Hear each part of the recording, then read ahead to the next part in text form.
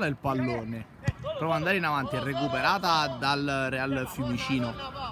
prova a partire, libera il destro, il numero 9, subito la parata di Poggi, colpita di testa da Munaretto, ma è ancora Orlando che prova a liberare il mancino, si supera nuovamente Poggi, salvando il risultato e mettendo in calcio d'angolo.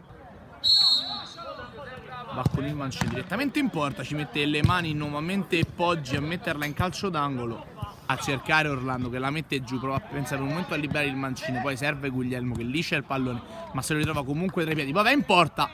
Poggi va in alto a metterla nuovamente in calcio d'angolo, quarta parata importantissima per Poggi.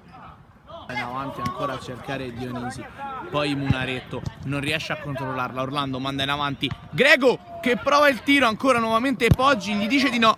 tutto pronto in attesa del fischio dell'arbitro, parte Grego con il destro, Poggi dice di no nuovamente mettendola fuori verso Cozzolino,